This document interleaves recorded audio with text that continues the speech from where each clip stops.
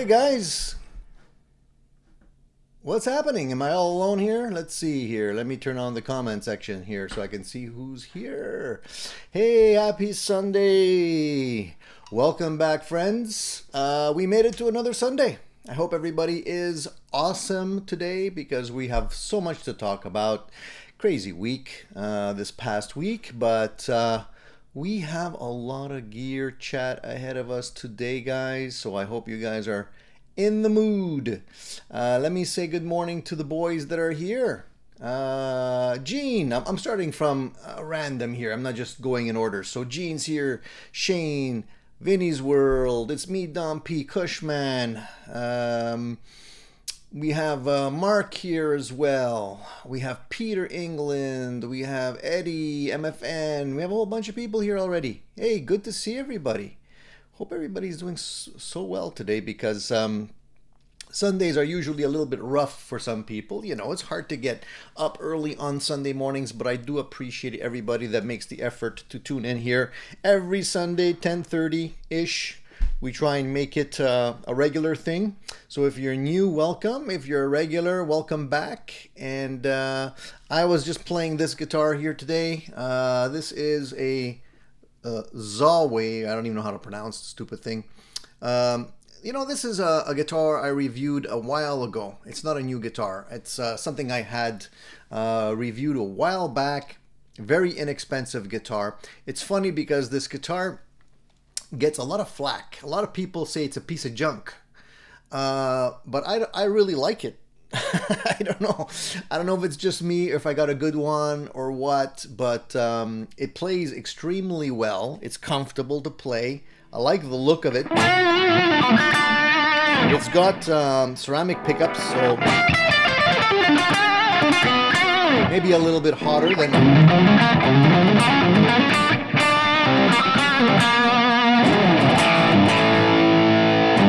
you can get the squeals out of it and everything. And you know, I think a lot of people, the reason why a lot of people didn't like this guitar originally, it's basically a knockoff, I would say, of a probably a Charvel slash Ibanez, the newer models. You know, they're doing the Charvel thing here with the input jack or output jack, the carves, the cutaway. But when I got this guitar, one of the things that it had wrong with it, very, I mean, it could cause problems if you're not aware, but the bridge here, the way the bridge was installed, the springs were actually touching the wood. So well, it would cause the guitar to sometimes go out of tune and stay out of tune, which I guess that was the reason why a lot of people didn't like it, obviously. If a guitar can't stay in tune, that's an issue. But I just moved over the springs and voila, that was fixed. And it plays like a charm. It's a shame that some of the guitar manufacturers out there, they don't really pay attention to quality control, which could, you know, obviously hurt sales. But this neck is awesome. I like it. And that's what I'm playing today. So I just wanted to show you guys. If you want to see more about this guitar, you can check out my reviews. I don't know if they're even selling them anymore, but it was a very inexpensive purchase. So yeah, that's a little history on that guitar. Let's see here. Oh, as per usual, guys, please subscribe if you want to chat. Otherwise, you won't be able to chat because I have the subscription turned on. We shouldn't get interrupted by any commercials. And you'll be able to watch the rerun after if you miss what's happening here today.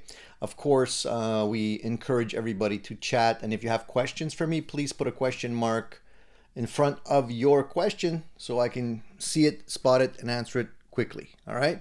So let's start off with our usual questions. Who's been naughty this week and picked up some stuff they maybe shouldn't have? Anybody in the house got something they want to you know, come clean about in terms of purchases? I'm listening. I'm all ears. If I'm not mistaken, I think maybe in the chat before the show started, somebody was talking about picking up some gear. Was it you, Mark? I gotta go back and take a look.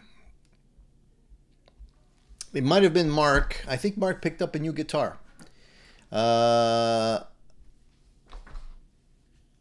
I wrong? A new SG? Congratulations, Mark. Very nice choice. Yeah. Those SGs are awesome, man. It's a 61, I think you said you bought, right? I love my 61. The neck on that thing, beautiful. I don't know if yours is the same, if the newer models are the same. Mine is pretty thin, but it's so comfortable to play. That thing is beautiful. So congratulations on that guitar. And that's not your first SG, is it? I think you already had one. And it's interesting that you chose the TV yellow. Not a common color for SGs.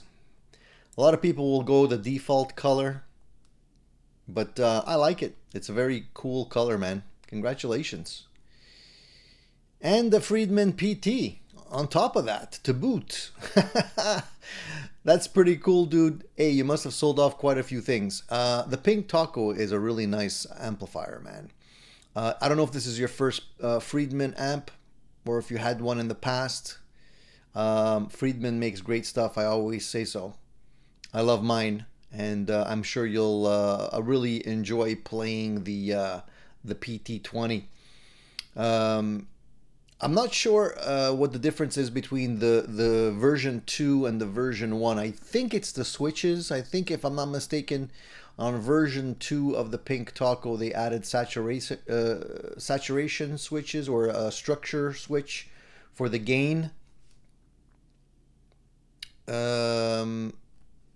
Which is a good thing in my opinion. It's nice to be able to have more flexibility in how much gain you have. I'm not really sure how much clean that particular amp has. I think it's a 20 watt amp, right? Is it the it's a 20 watt version that you picked up. And I think they also made some, if I'm not mistaken, I think they also made some changes to the effects loop on version 2, which made it work better with pedals. And I think there's also a fat switch. There's a lot of switches on that amplifier. I can't remember exactly which ones are which. But yeah, how would you categorize that sound? I mean, normally it's in the Marshall territory, but do you find it's flexible enough? Oh, so you got the combo, not just the head. I see. Okay. Yeah. I automatically think just heads, because I usually just grab the head versions of most amplifiers. So yeah, the combo. Okay, very cool. So you got the 12-inch speaker.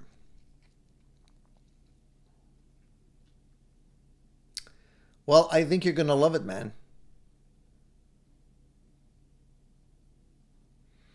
It's definitely a rock and roll amp, as you say, Mark. You know, when I purchased the Dirty Shirley over here, my searches was kind of over for that kind of sound. Such a great amp, man. I don't see myself selling it anytime soon. Yeah, Max says Marshall on steroids. Yeah, pretty much. It's funny because I think the reason why the Friedman amps got so popular so fast is because they're giving you the Marshall sound, but the recorded sound. If anybody owns a Marshall, you know what I'm talking about. When you play a Marshall, you got to crank it to really get into that sweet spot territory that you hear on recorded albums and such. So to be able to do that, you have to almost blow the windows, right off of the frames in your house to be able to get that sound. The thing that made the Friedman amp so popular is that he was able to kind of give you that sound in a lower, more manageable format, so that you don't necessarily have to crank the shit out of it. You can really get that sound, that really nice, chewy, Marshall-y sound at very manageable levels. So that's why I think a lot of people love those amplifiers. Now I went with the Dirty Shirley. It wasn't the full-blown like hot rodded Marshall. It was more, the Dirty Shirley is more like a classic amplifier, almost like a JCM 45, but it sounds great and it takes pedals extremely well. So good choice, Mark. Good choice. So just remind me now, because I know that you had recently picked up a PRS amplifier as well. Do you still have that? What is the lineup currently in terms of your amps, and what are you using right now? So just so that we can keep things straight. Things change here quite quickly. Max says, and a humble, wonderful guy too. I think you're referring to Dave Friedman. Yeah, he's very humble. It is true. You know, he's like the guru when it comes to these amplifiers. A lot of people consider him to be like the top guy in the game right now when it comes to putting out really great quality amplifiers. And you know, he seems very, very down to earth with it all. It doesn't seem to have a very doesn't have any attitude, which is great to see. Yeah, Mark says the PRS amp is gone. I didn't like the gain sounds. I have a Blues Deluxe reissue now, the Friedman 2. Okay, so you're covering. So the PRS amps, they're good, but I don't know what it is about PRS amps. A lot of people seem to think that, like, it's almost like they're not there yet. You know, they're not playing in the amp world yet. Like, they can't compete with let's say the Friedman stuff yet. You know what I mean? But maybe soon they'll be able to up their game. It's not easy to make a good sounding amplifier, man. Davis Music says, with Jim Marshall gone and Randall Smith retiring, Dave is now the guy. Yeah, I think so. I think Dave is the guy. Although there are some interesting amplifiers coming out all the time. The question is, you know, how much will they withstand change? There's a lot of people that are trying to make, you know, the next, to be the next Marshall or the next amplifier company. Very hard area to play in, because a lot of people now are turning to modeling effects, and they want to get things beyond just a standard tube amplifier, which, let's face it, it's very like old technology, tube amps. Although we love them, I love them to death, and I wouldn't give up my tube amps for anything. You know, the newer generation is looking for more flexibility and more technology and all that kind of stuff. So it remains to be seen how that's gonna evolve. Max says that the Mesas are also great amps. They do make good quality amps, or at least they did make good quality amps. I'm not sure how long that's going to last with you know, changes of ownership, with now Gibson owning you know, Mesa Boogie. Things might change. I'm still holding my breath on that. I'm hoping that they're going to come out with something really cool in the near future. I would have expected that when they actually took over the company, that they would have had something already lined up, you know, as a big bang to say, hey, this is the new generation now of you know, of Mesa Boogie under Gibson, and we're gonna be making cool amps. But they didn't do that, so we're still kind of waiting for their first crack at the bat when it comes to a Gibson / Mesa version of an amplifier. The Fillmore 50 is a cool amplifier. I agree, Max. But you know, it remains to be seen how they're going to handle things moving forward. I don't, you know, I took a lot of opportunities with Mesa. I purchased a lot of Mesa Boogie amps in my time, and for one reason or another, I always ended up selling them. I never really bonded with them long term. And it's a weird thing, but you know, it's not something that you realize right away. You need a little bit of time to understand the amplifiers and the dynamics that they offer and the flexibility and the tonal range. And although they sound fantastic, Some of them sound really, really good for certain things. I always felt that they weren't necessarily the best option for me.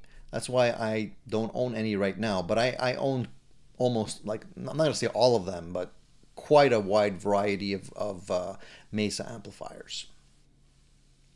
Steve says, Tony, you're saying you're done with searching for tone because of that amp? Come on, Steve. Let's not talk nonsense here.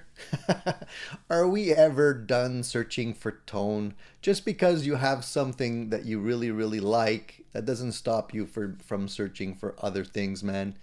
You know what I mean? I'm still going to be looking around to see if there's anything else that might be better. But you know what? As time goes on with the selection that I've put together right now in terms of gear, it's getting harder.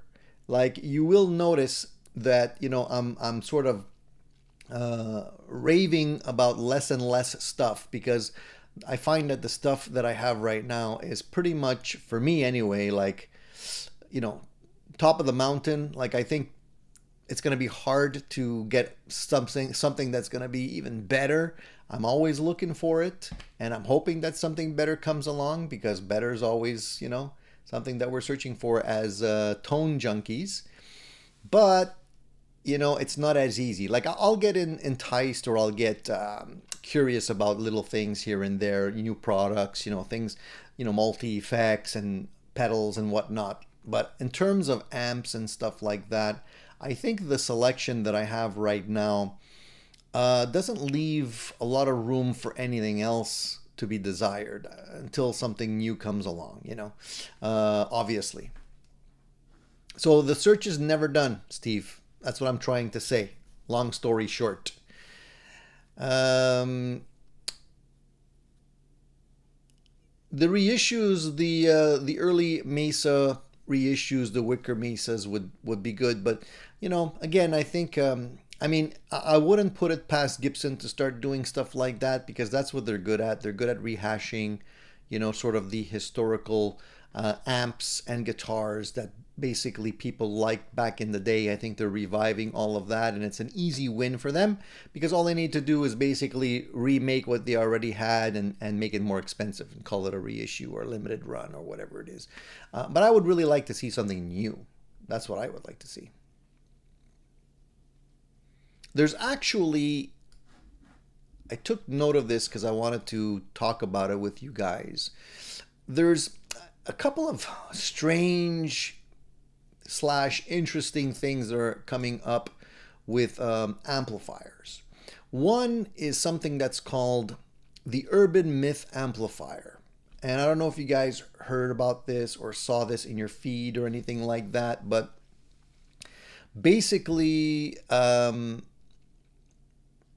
it's an amplifier called the G-Craft, GC1. And apparently it's an amplifier that is co-designed with Joe Walsh of the Eagles. Now the crazy thing about this amp is that it's $15,000, and you can buy one, but there's virtually no sound samples. There's no videos yet, at least from what I can see. And it's supposed to be a groundbreaking amplifier. But I don't know how much of that is hype. People are saying that it's practically a religious experience for those few people that have had the privilege of playing it. Well, I didn't see anything on it. I haven't heard anything on it.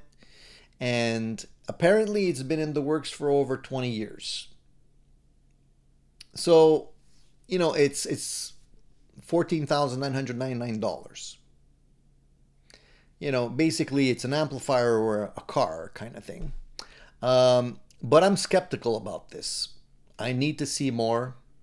So far, there hasn't been that much.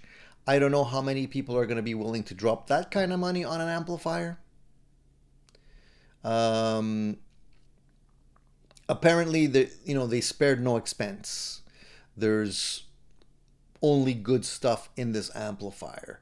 All I know so far is that there's KT88 tubes in it, 3 of them in parallel. It delivers 60 watts RMS of power, And apparently they even say it uses NASA grade glue for insulation, because of course regular glue isn't going to cut it, right? If you're spending 15,000 bucks and you're aiming for top of the line, it has to, there can't be any corners cut. Anyways, I'm taking this one with a big grain of salt. I'm hoping to maybe see something a little bit more substantial out there about it. I'm curious. Obviously, I don't think I'd be in line to spend $15,000 on an amplifier anytime soon. But hey, if there's any rich doctors, lawyers, accountants out there that play guitar and want to really get something really cool, it might be something that you might enjoy.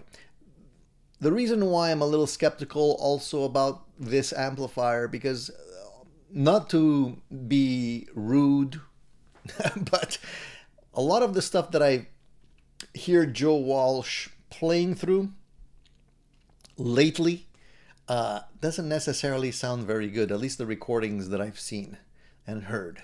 A lot of times when I see him in a video and he's playing something, it doesn't sound good. So I don't know if it's, just maybe whatever, he's not in charge of the equipment that he's playing through when he's recording that video, but it seems to me that, his sound is not very consistent. Let's just say that. So I'm not really sure. But anyway, I wanted to share that with you. And there's another amplifier that also caught my attention recently. And this one is a little bit different also, because it is an amplifier that is that has been used by Steve Vai, and it's made by the brand Synergy. You probably have already heard of this brand, but anyways, they unveiled a 20-watt preamp module platform, which also can handle onboard IRs, which is interesting because the cool thing about this amp, or this preamp, is that they give you a preamp which looks like, one of those toaster style amplifiers. But the cool thing about it is that it has modules that you can put into it. So you buy the preamp and you can actually take these modules and make that into any kind of amplifier you want. So say you're recording something and you need the diesel sound, you can get the diesel VH4 preamp, pop it in there, and basically you have that diesel sound. If you want to have, for example, Dirty Shirley sound from Friedman, you get the Dirty Shirley module, you pop it in, and you have that sound. So it's really cool because it's basically modular. I'm not sure what the price is on this and if it's available right now. I think it is. Let me see here. And there's also all kinds of interesting things in there. You can actually use your own IRs with it. You can put in, I think, 13 different IRs. You have a headphone output, so if you want to listen to it through headphones, you can do that. It has a balance XLR out. You could do a ton of stuff with this. Okay, so there is a price. But this is the thing. Okay, so the preamp is about, I think it's in euros here, $9.99. So in euros, I would say 1.5 times more. And you have to buy the preamp modules separately, individually. And each preamp module is about $3.99. So, it's not an inexpensive amplifier, but the cool thing is that you kind of have everything at your disposal. So if you're interested in checking it out, it's called the Synergy SYN20IR. There probably are some videos out there already, and if you want to check them out, that could be a good option if you're looking for flexibility.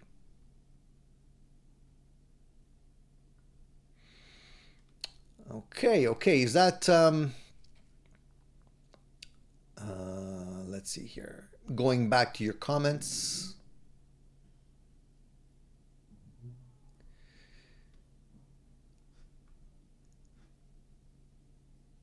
So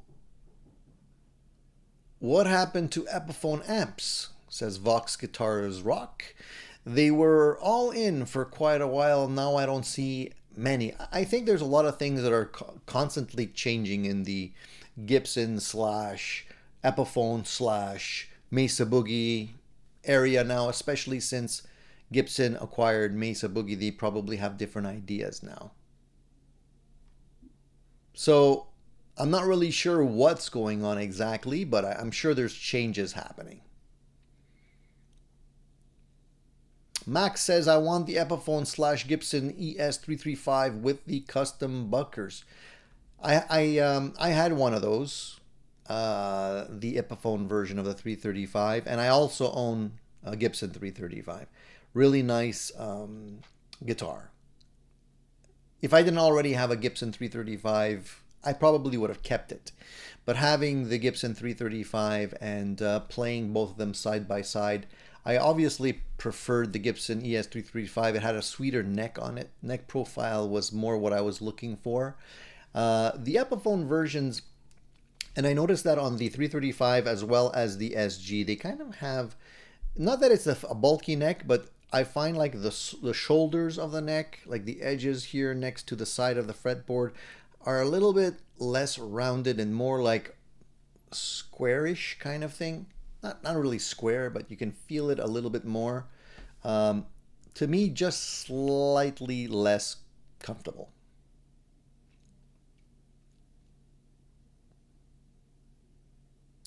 Jack wants to know what your thoughts are on the Epiphone reissue 1955 Joe Bonamassa guitar. You know, I have to be careful what I say here because, you know, I like what Epiphone is offering. I think it's an opportunity for people to get really cool guitars at a more reasonable price. I don't like it when they have to put a name on it. Like, why do they need to put a name on it? Like Joe Bonamassa, for example. Like, just issue the guitar as is. And then, you know, you don't necessarily have to pay royalties to someone just because his name is on it. That's the only thing, you know. But I like the fact that they're still offering good quality guitars, and I like what they're doing with the inspired by Gibson models.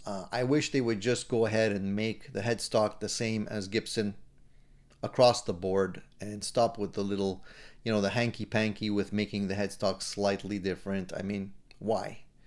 You know, PRS doesn't do it. You know, you buy a PRS SE, it still has the same headstock on it. Fender doesn't do it. You know, you buy a Squire, it has the same headstock on it. Why does Gibson have to play games, you know? That's the only thing that bothers me.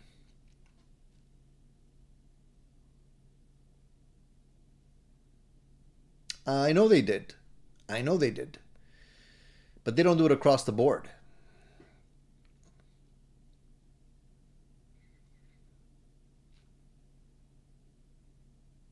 He might get 30%. I don't know what kind of deal Joe made with Gibson, but he's probably getting something, that's for sure.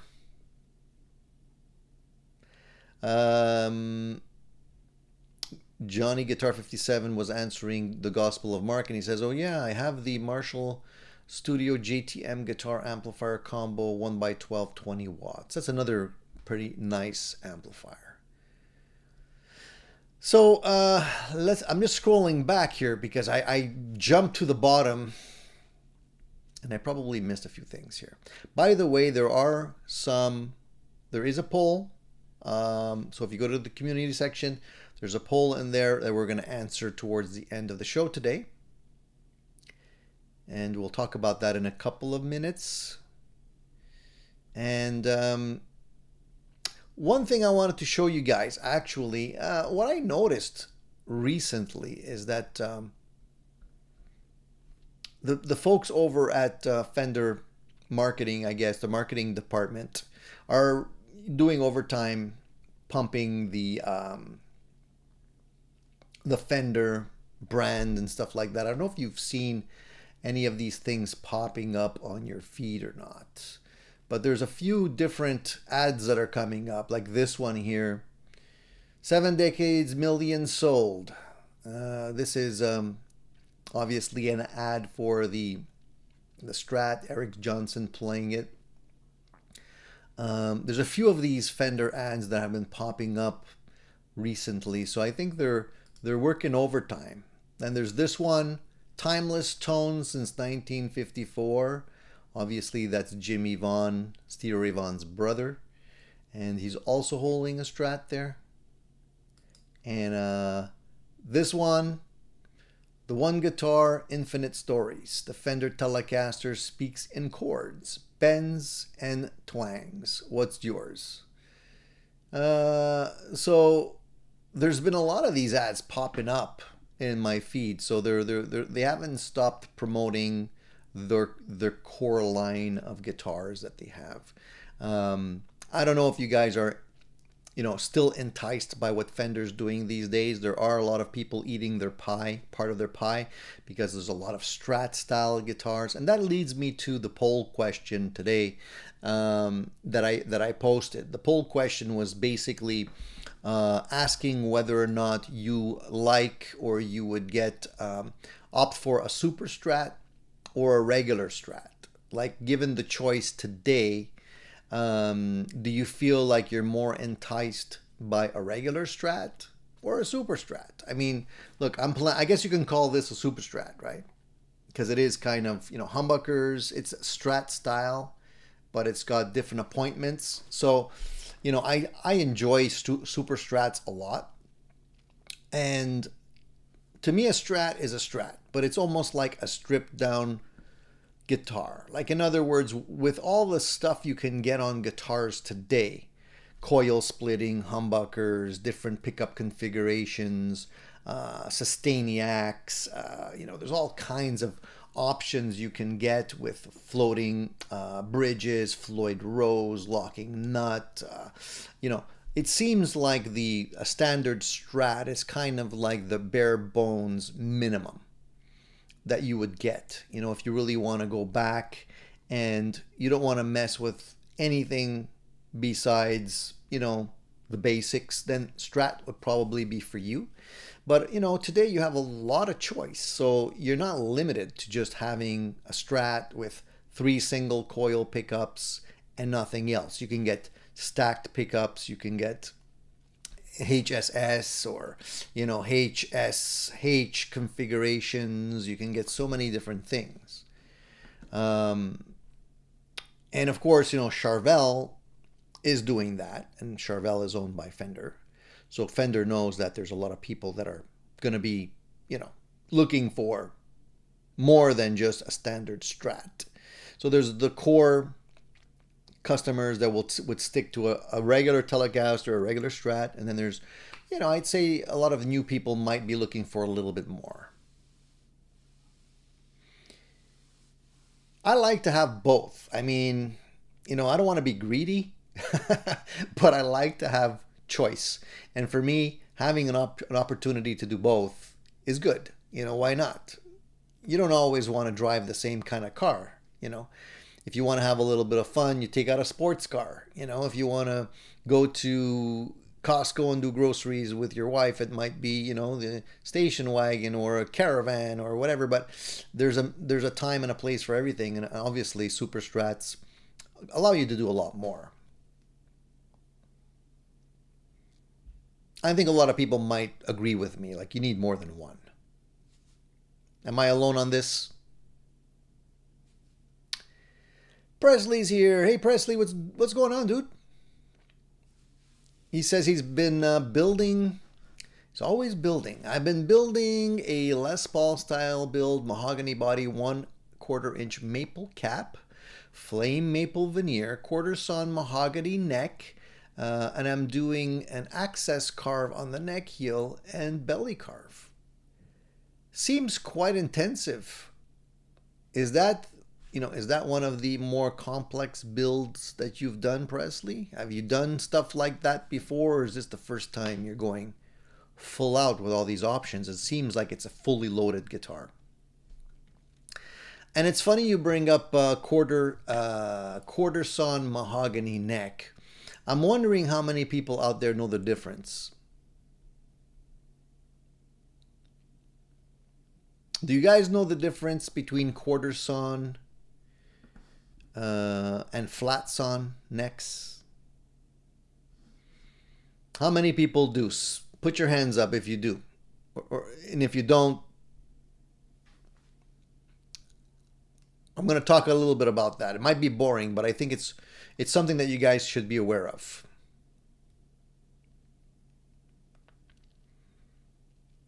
Vox says standard SSS strats for me, but thinking of putting hot rails in the bridge. Well, I think if you put hot rails in the bridge, dude, it kind of tips the scale more towards a super strat. Just saying. It's funny because, the hot rails, they look like the single coils, but it's like you want to go beyond single coils, but you don't want to show it. But it's cool. It's cool, man. It's cool to experiment.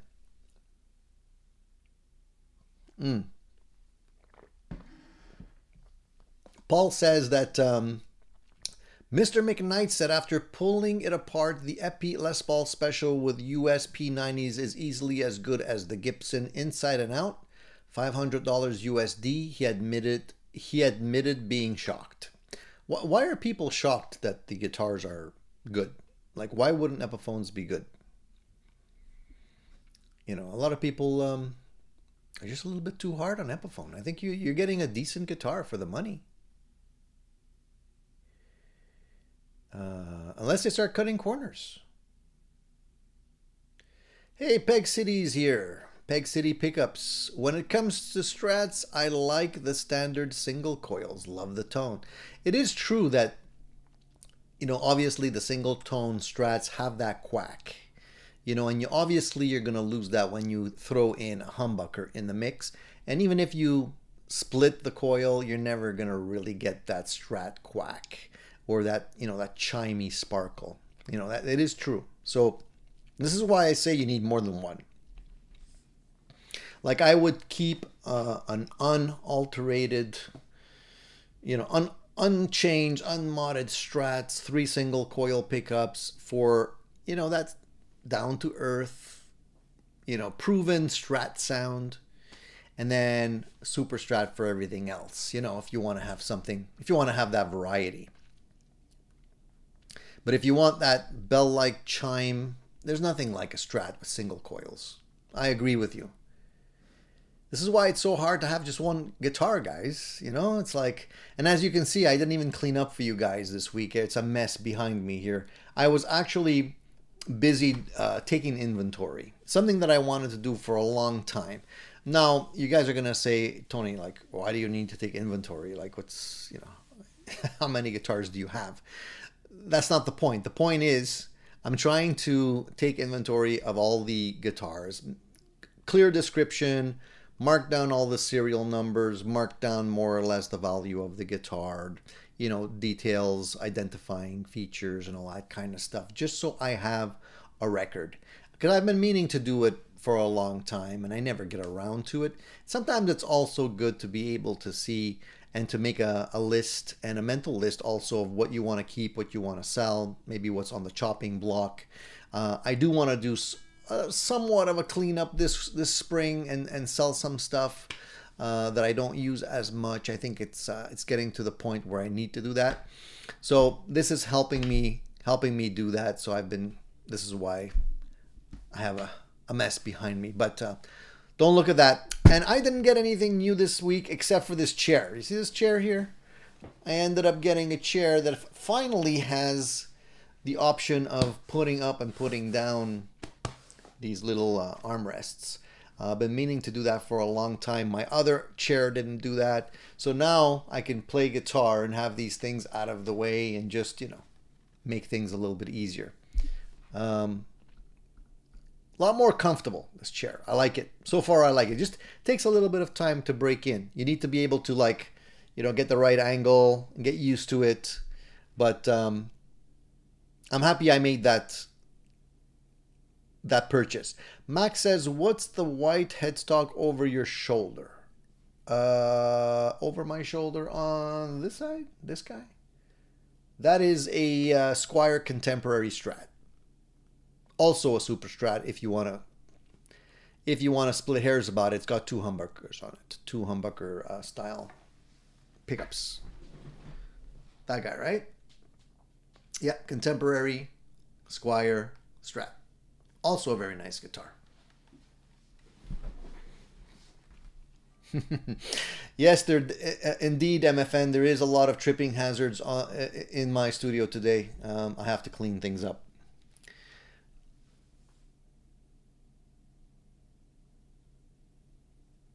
Vox says, I've played Epiphone Les Pauls that play better than my Gibson. I'm under no illusion that the Epi is better, but playability can go either way.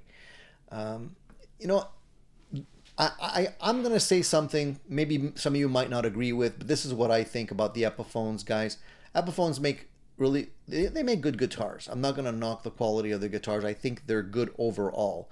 Whether or not you're going to like them more or less than a Gibson, that's really a question of preference and taste. Like, in terms of quality, I think you're getting a very good, well-built guitar for less money. Whether or not you're going to bond more with the Epiphone, let's say neck profile, or the Gibson, that's really a question of taste, you know. For me, I purchased an Epiphone SG. I purchased an Epiphone 335, and I've had other Epiphone guitars that are Les Paul style guitars as well. Right now, I still have the SG. I sold the 335. The SG, I like it, but it's not as, to me anyways, it's not as comfortable as my Gibson, my 61 Gibson that I have. It just has a different neck profile. But that doesn't mean it's not a sweet guitar. It's a really cool looking and playing guitar that I still think is well worth the money that they're asking for, especially if you buy it used. I bought that one used, by the way, so it's even less expensive.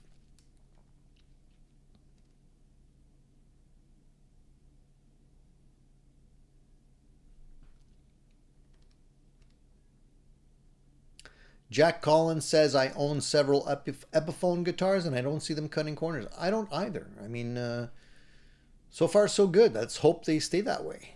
The prices are going up though. That's normal. I mean, everything's going up.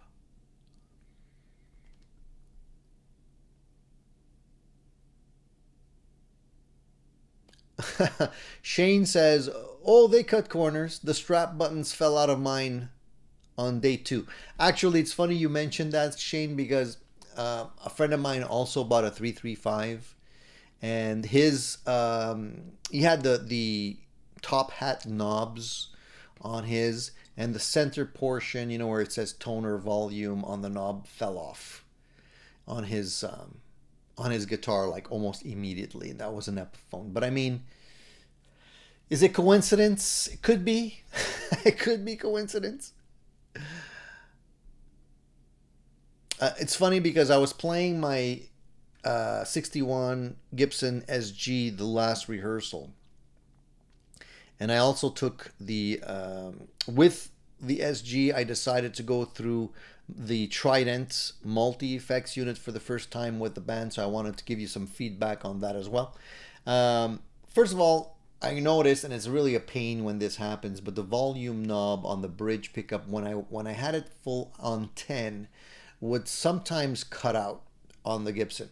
And it was a real pain because I had to like wiggle the knob to get it to connect. So like, you know, it would get really like thin and quiet on the volume, and I'm like, oh man, like you wouldn't expect that to happen on a Gibson, you know, but it did. So that's something I'm gonna have to fix now, and it's something I didn't want to play around with. I'm a little disappointed about, but I guess it could happen on any guitar. As far as using the Trident multi-effects unit on a live scenario, it's pretty cool, but I have to really dial in the sounds way more because the factory sounds were not really set for a live situation to cut through the mix. So I was kind of fumbling with it when I didn't want to be. want to be concentrating on playing the songs, but I had to kind of, some of the sounds were just not cutting through enough. So there's going to be some work that I need to do there, but it's normal on a multi-effects to have to do that. And you can't really do that at home because you're not playing in a full band mix. So you're never going to be able to hear the sound the way it has to be heard in the room like that. The best time to do that kind of setup is when you're playing with the band. But obviously the band doesn't want to have you fooling around with your tone when you're there to play. So I had to kind of move quick and, sort of get things lined up really fast. But it is what it is. I'm going to have some more work to do there, but I'm going to try again and see if I can get it dialed in a little bit better. Nella says, and he's answering Shane here, most of the Epiphones were purchased in the last 5 years. I haven't found that to be the case. The lowest end do have the crappy covered tuners, but mine are fine. And Max says, with $5,000 guitars, nothing should fall off. Agreed.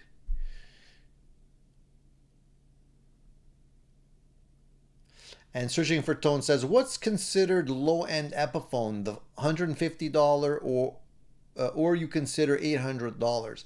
Epiphone is supposed to sit as an affordable option to Gibson, so $150 for the lowest Epiphone is intended to be like a sub $100 Amazon. Okay, I'm not really sure what you want to know, but I haven't seen that many Epiphones that are $150 anymore. And honestly, I wouldn't expect much from a $150 guitar these days. And if you're going to buy a guitar and you want it to last, I think you're going to have to spend more than $150, definitely.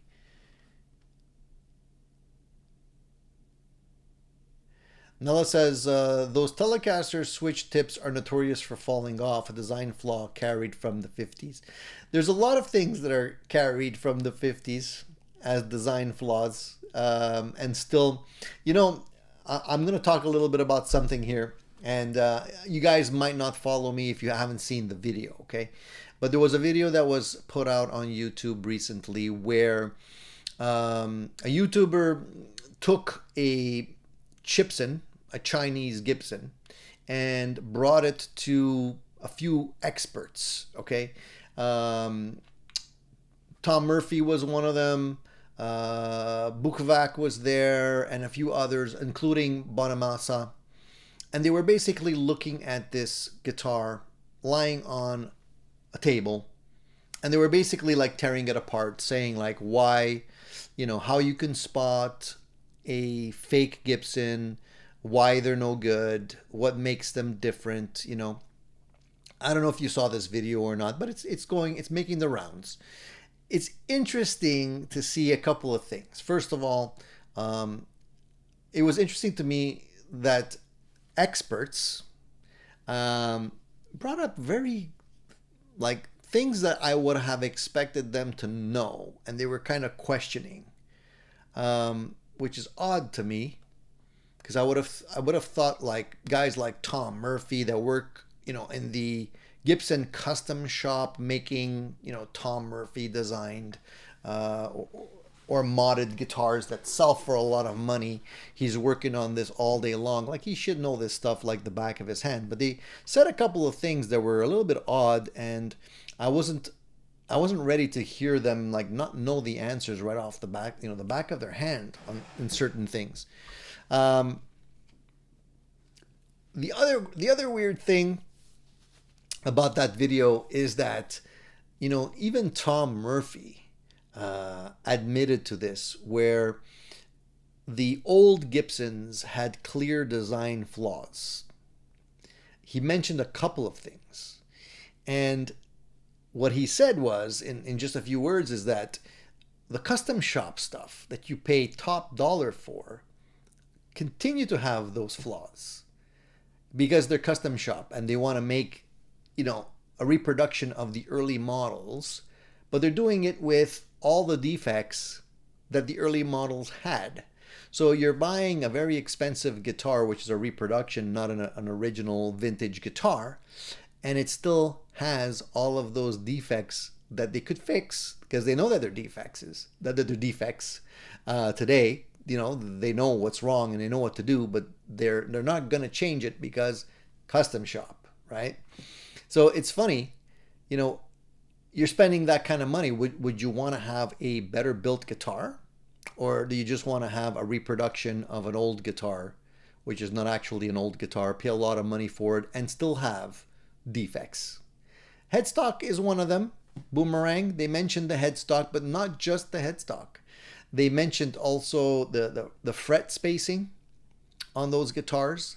They were actually wrong, so that it's very hard to keep those guitars intonated when you're playing your guitar. Like you're playing here and you're playing here, it's going to be off, just because the string, the fret spacing was off on those guitars. And there was a couple of other things as well.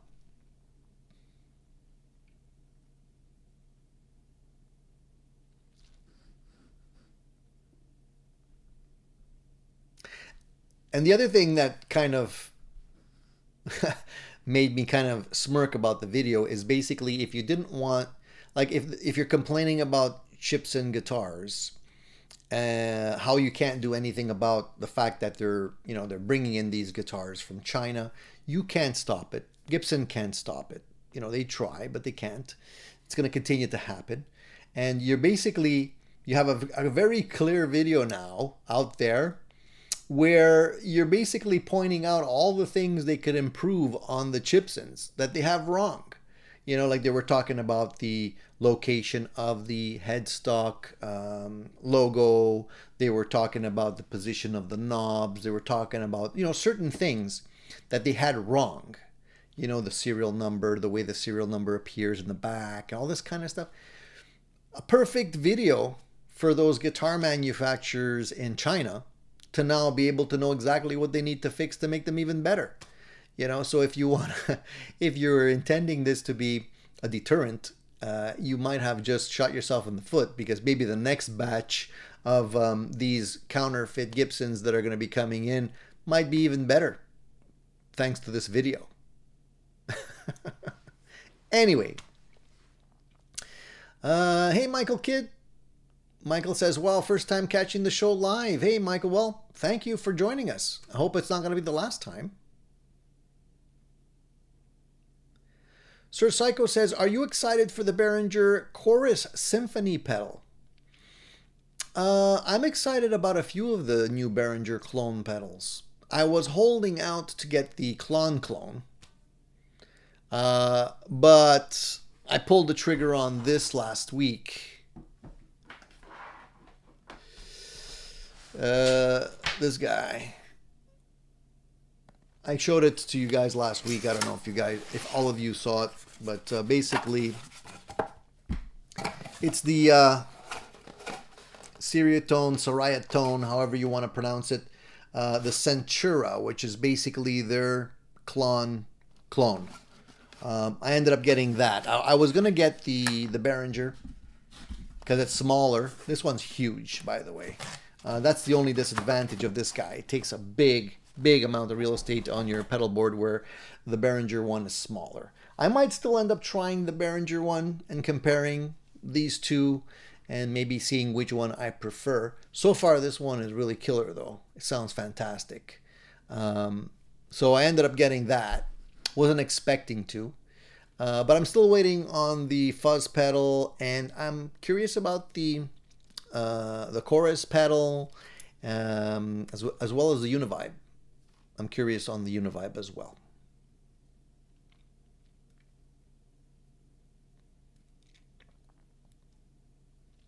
So Shane says, if you want a top quality guitar, buy boutique, skip custom shop.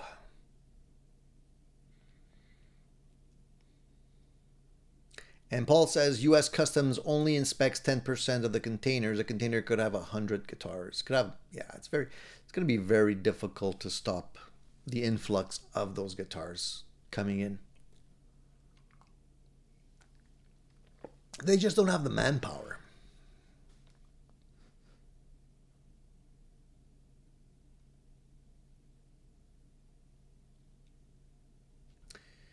Dan Smith says, I have a Murphy's Lab 98 Toyota Corolla with some rust, front end damage, and torn seats. Have up for sale right now, only 220K miles, one owner, going fast. Any buyers?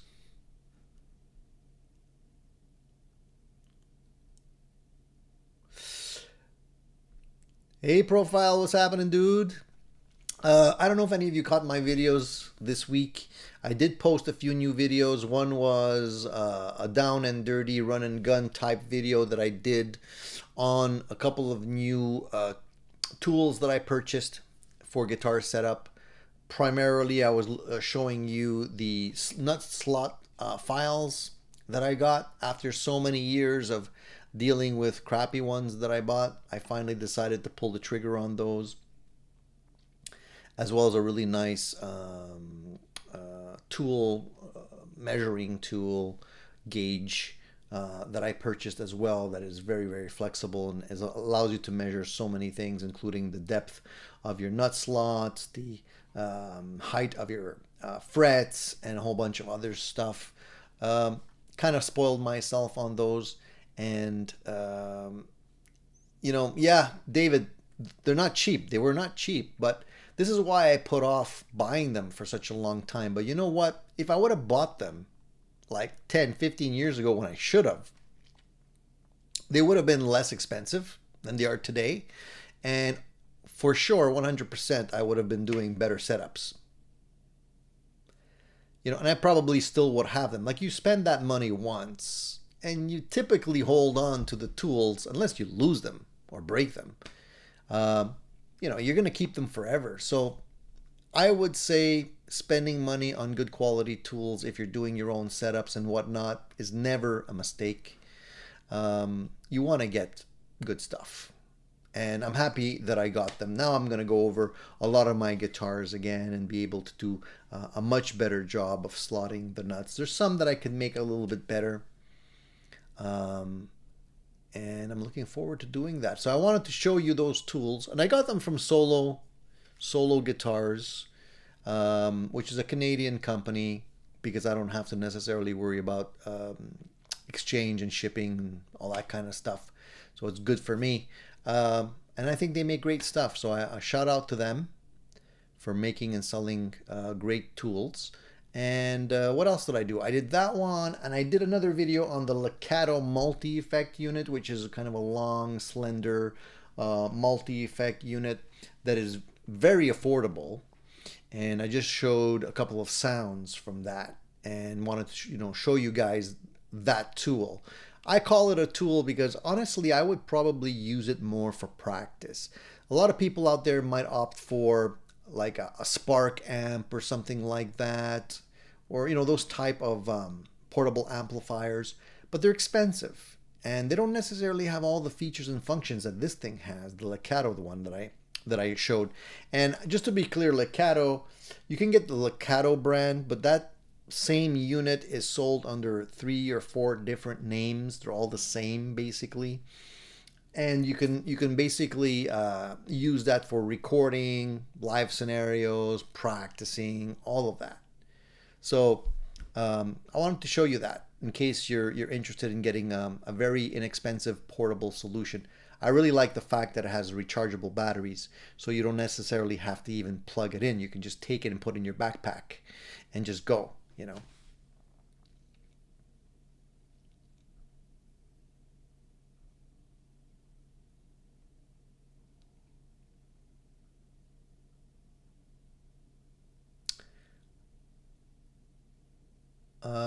Steven also says, I also spend some good money on nut files too. There's not a lot of other ways to do it. Nut files are the type of thing where you kind of need the right tools. I've tried cheaper tools. They didn't really do it. And you're kind of like, it's pretty critical what's happening at the nut. What's happening, Zach? What's new with you, buddy?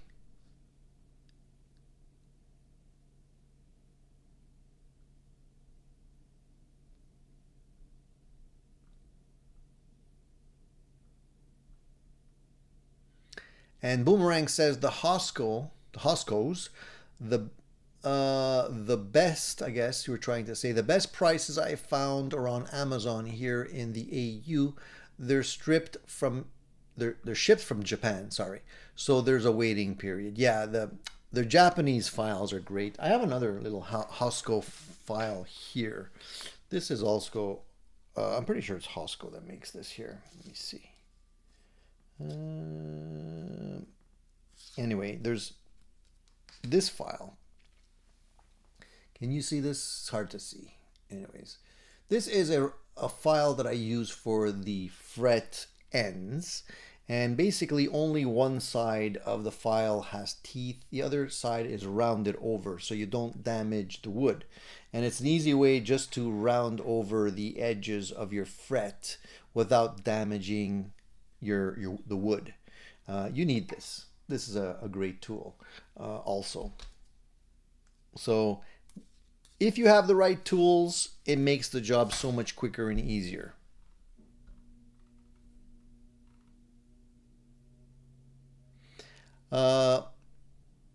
Michael Kidd says, like you, Tony, I only buy the best tools I can afford. Michael, I need to correct you on that. I haven't been that way all the time. I have a lot of tools that I've accumulated and used for a long time, which are far from being the best tools. I showed them some of those tools in the video that I'm talking about. So if you go back and watch that video that I posted this week, you'll see what I mean. Not necessarily always using the best tools, but I've come to understand that, yeah, there are some tools that you can't really do without. Nella, I wasn't really talking about replacing a nut in my video. I was talking about nut slotting.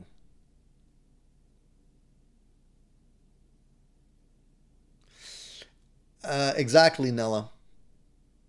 Those the nut files that I had before were not nut files at all.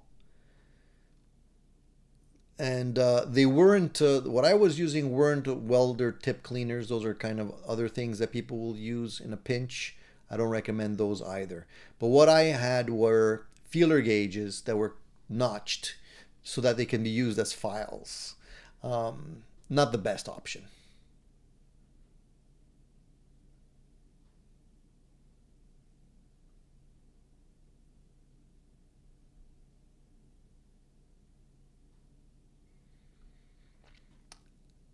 And Max is asking, how do you possibly replace a nut on a guitar? It's not that difficult, Max. I don't think I have a video showing that. But basically, there's a whole process. Making a new nut from a bone nut is quite involved, and it takes a lot of time. And a lot of people don't realize, like if you're bringing a guitar to a shop and you want them to put in a bone nut, if it's already like pre-slotted, pre-sized and pre-slotted bone nut, it could go really quick. But if they're actually shaping, cutting, slotting a bone nut from scratch, it takes a long time.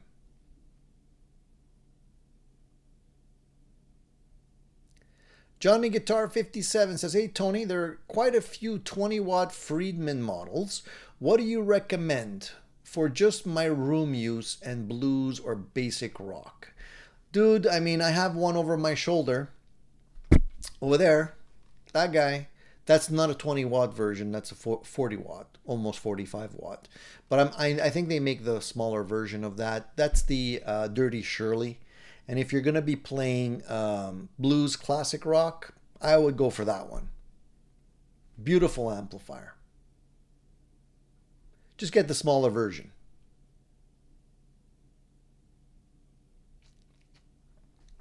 Presley says, making bone nuts is my jam. Hey Presley, do you have a video on making bone nuts? That might be helpful. That'd be cool. I never made one myself. I'm not an expert, but I can do it. It takes me a while. Vox says, toughest part of making a bone nut is catching the elk first.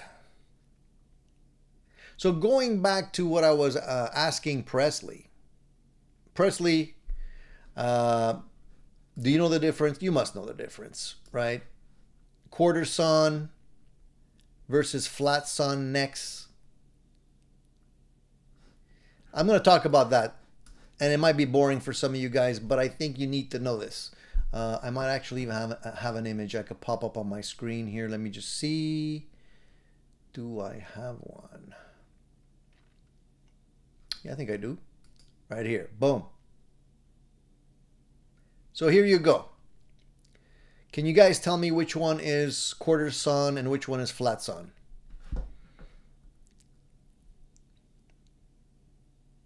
Let's go. Tell me which one is which. Presley, you probably know, so you shouldn't answer this question. But everybody else. Max, we're not necessarily luthiers here. I mean, there are some people that probably know more than I do. But I've been working on guitars for such a long time. And I'm here, by the way, guys. I'm over by the side here. I'll put this a little bit smaller so you can see me here. There we go. I've been working on guitars for such a long time that over the years I've learned quite a few things, right? Okay, so a lot of you guys know your shit. So there you go. So let's see here. So Boomerang says left is quarter sawn. Eddie says the one on the left is quarter sawn. Nella says the one on the left is quarter sawn. Presley says quarter sawn. Quarter sawn is way stronger. David says right is quarter sawn. Ah, David. Boop, boop, boop, boop. Do you remember that sound on The Price is Right, guys, when they got the wrong answer? David. Shane says left. Johnny says left. Steven says flat on the right. Vinny says left is quarter sawn. So all of you guys are right. All of you guys are right. Except for David. David. So David, the right one is flat sawn. This one is flat sawn.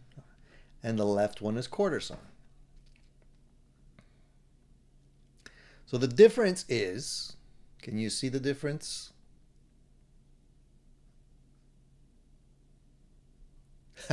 Sad trombone, yeah. Bum, bum, bum, bum, bum.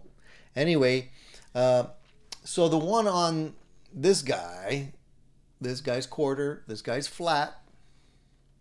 You can see the grain. Most of the time you see this on a lot of guitars. You see this. This is actually better.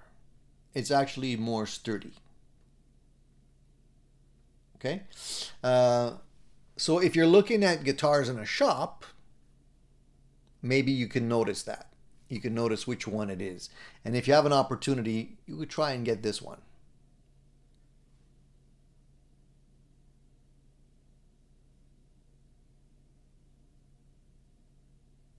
So,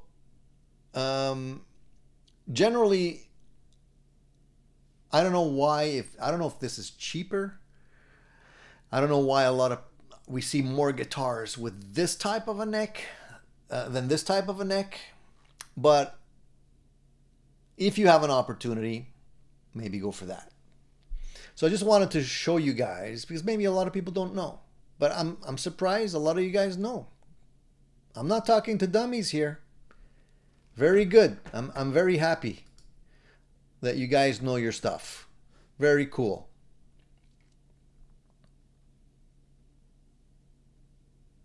And if you guys want to explain why and whatnot, or you want to maybe do some research on that, but it's just basically the way the lumber is cut. Quarter sawn is like you're taking the log like this, right? And you're cutting it in quarters, 4 pieces, like down the middle, like that. You know, flat sawn is a little different.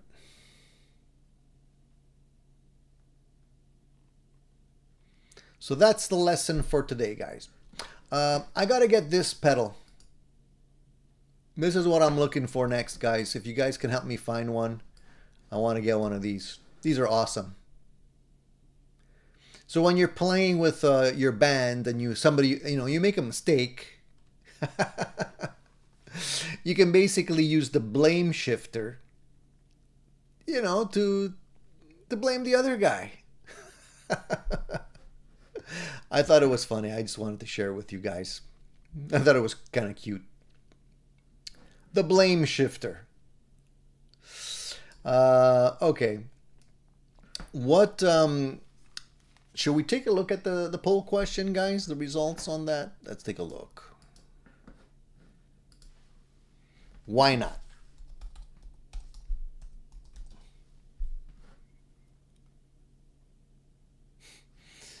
Boomerang, that's not Photoshop. You can get that at Sweetwater, I'm sure. Go do a search. Go on their website. I mean, you're going to see. It's going to come up.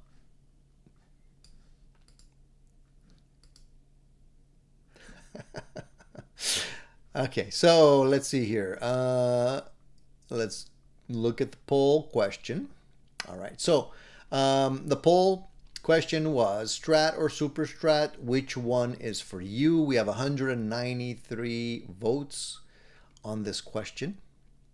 And it's surprising to see that the split is almost 50-50.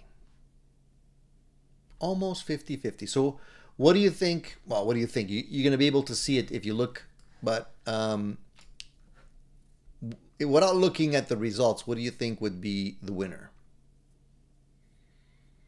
Would it be Super Strats? More people would go for the Super Strat or the Classic Strat? What do you guys think? Without looking now. No cheating here.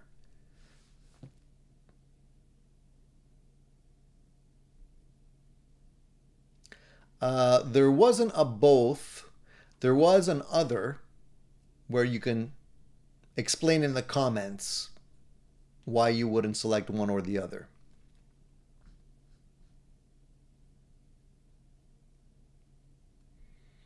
Okay, so here are the results.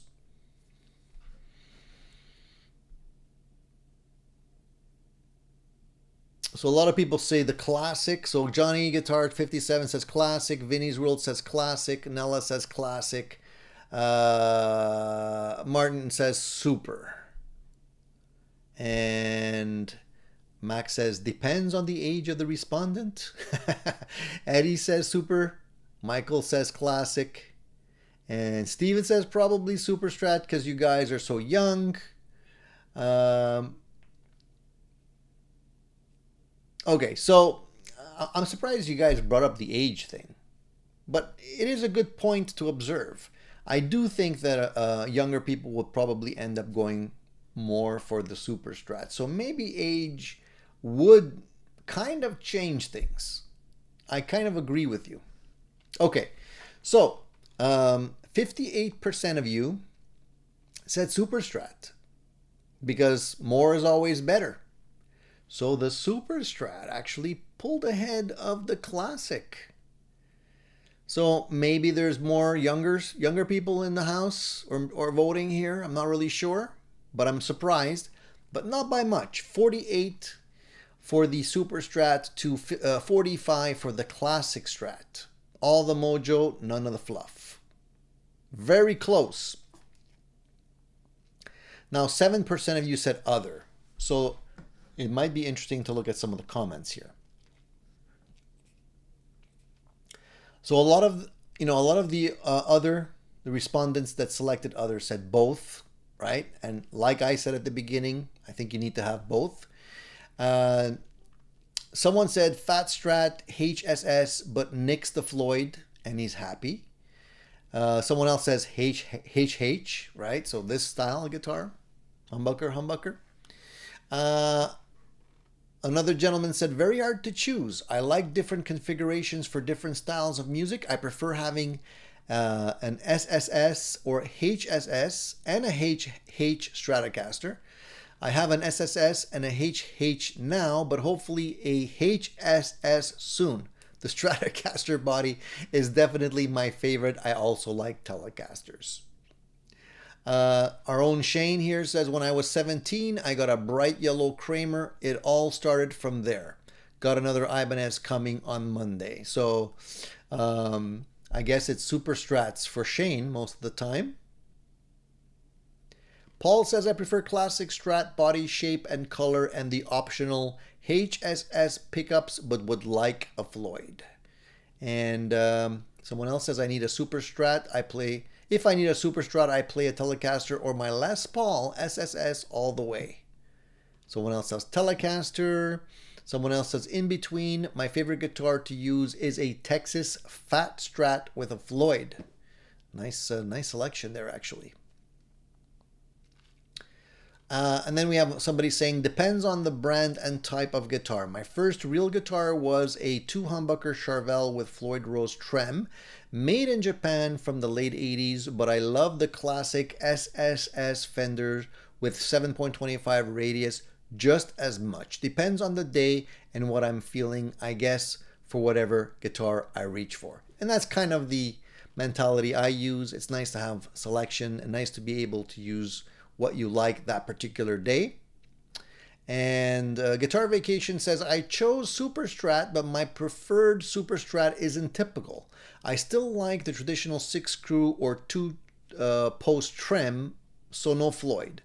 I like a humbucker in the bridge, but my number one has a lace hot gold, but they are a bit hot rodded with the Clapton mid-boost circuit.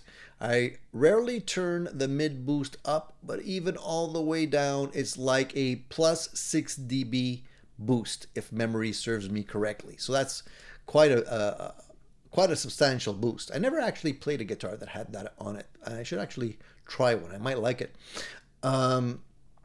This setup results in a really hot but quiet single coil. And of course, laces have their own particular sound. With the active circuit of the mid-boost wired in, I get huge variation with volume and tone knob adjustments. So, see, everybody has their own little favorite thing going on. You don't necessarily have to stick with the classic version at all. You can experiment to your heart's desire and really go out on a limb and get out of your comfort zone if you wanted to.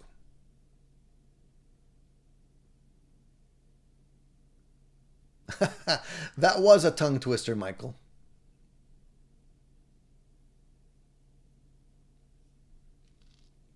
Nella says, if humbucker can be split and still get that great bridge and middle sound, then it's the best of both worlds.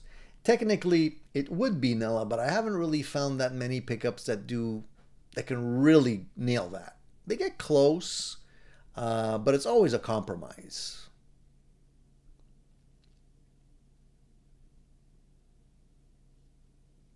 Music and Gear says, no one is going HSH Super Strat. Honestly, for me, Music and Gear, I don't like to have the middle single coil. It gets in my way.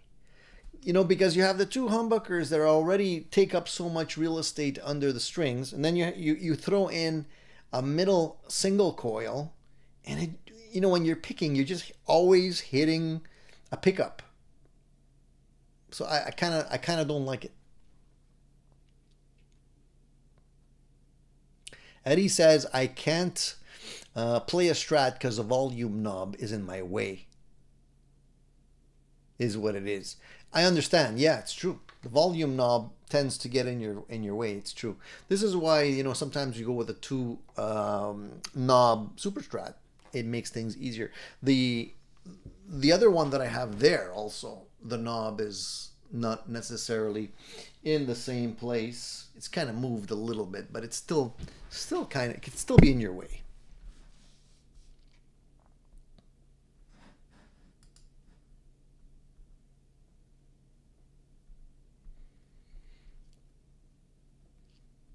Does anybody have a preferred Super Strat? I mean, a lot of people, when they talk Super Strat nowadays, they automatically go to Ibanez, because Ibanez has kind of been making Super Strats for the longest time. And, you know, you can get a nice Ibanez for well under $1,000 on the used market. The RGs, for example. You know, I like Charvels because they're a little bit more like a traditional Strat. I think the Ibanez are more like, you know, almost like a hot-rodded Honda, for example, you know. But I find the Charvels are closer to the traditional Strats in terms of body shapes and stuff like that. I don't like the Charvels that are a little bit too out there.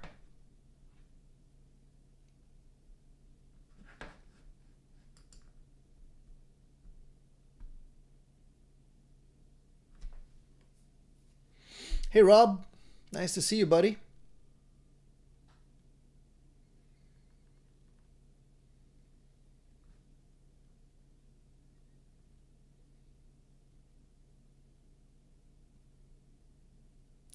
And Martian Murray says I had the same problem with a 3P90 guitar. Always hit the middle pickup. That's why I stay away from the only 3 pickup configurations I will use will be SSS. I stay away from the HSH configurations.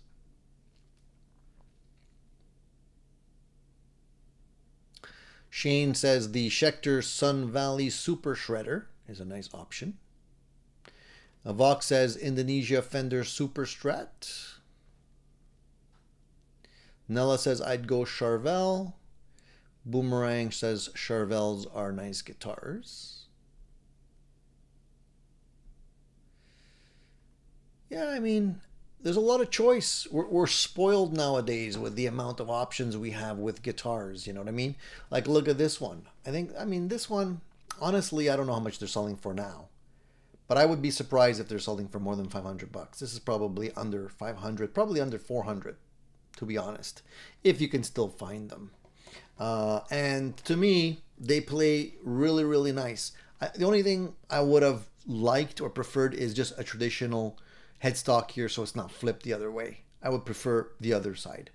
And actually, this headstock is very, very similar to the old Kramer's or also the Sur guitar headstocks. That's probably why they flipped them the other way around, so they wouldn't get into legal troubles with those companies, probably.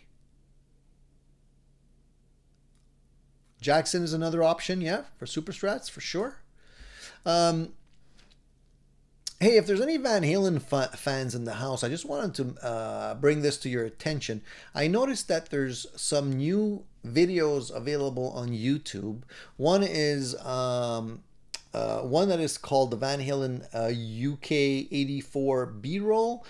I think it's B-roll that wasn't released previously on one of their 84 concerts in the UK, and there's about 2 hours worth of video in that clip.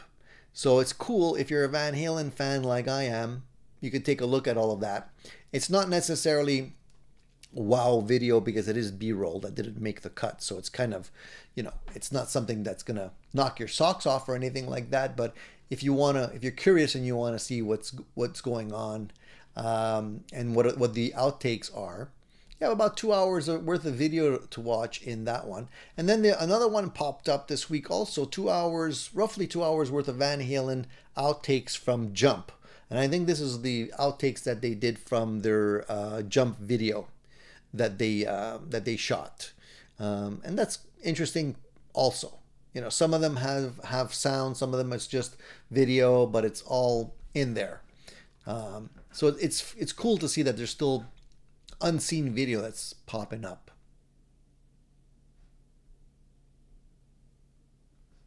All right, guys, I think we're gonna call it a day. I'm in for like an hour and a half almost here, so I think we're plenty done, I would say, talking about some guitars. Maybe one last guitar that I wanted to talk about, because this is kind of a weird one. Have you guys seen the new guitar? It's called the Circle guitar. I don't know if it's for me, but it's a very unique looking guitar. I'll show you a picture of it. Have you guys seen this? I don't know if I'd buy one, okay? But the interesting thing about this guitar, and you got to see it, you know, to be able to really understand it, is that it's made in such a way that you can program it or configure it so that the little round part that is around the encircling the pickup actually spins, and you can actually have little plectrums that will strum the strings in certain rhythmical patterns, so that you're actually playing, you're fretting the guitar with your fretting hand, but you're not really picking the strings with your right hand. You're just controlling the rhythms. And it kind of makes it so that the guitar is kind of like almost like a rhythm machine. So it kind of makes your guitar into, like, for people that are doing programming their own beats and rhythms for like electronic music, for example, you know, you weren't able to use the guitar for that previously, because the guitar is, you know, it's far from being an electronic instrument. So this guitar kind of makes it a hybrid, so that it picks the guitar for you in a very rhythmical, machine-like pattern, almost like a synth or a sequencer or something like that. But you're still playing an analog instrument because it has strings. Quite unique. I don't know. I mean, I don't have a use for it, but if somebody does, it could open up some interesting tonal possibilities. Something is interesting. I mean, it's going to be interesting for somebody out there, but it's not going to be necessarily for a traditional guitarist. It's really for somebody looking for a guitar tone that they can use in a different way. That's what it really boils down to, you know. But it's something I wanted to show you guys in case you haven't seen it. It's quite unique. All right, guys, I appreciate you guys tuning in. Please, before you leave, give me a thumbs up. I would appreciate that. We have 44 thumbs up, 65 people in the house so far today. I hope you had a very enjoyable Sunday on the Addicted to Gear live show number 243. There will be another one next week, next Sunday, so please book it on your calendar, set your alarm, tune in. There'll be more stuff to talk about for sure. And of course, you know, when the world is going crazy, there's no better time than listening to music or playing music to keep you sane. So obviously we'll be doing a lot more of that in the coming weeks, months, maybe years. We'll see. But you're invited to the next one, guys, so please tune in. It was wonderful seeing everybody, and thank you so much for participating in the chat, and I give you all a thumbs up as well. So we'll see you again very soon next Sunday. Stay safe, keep playing your guitar, and enjoy the music. We'll talk again soon. Take it easy, boys.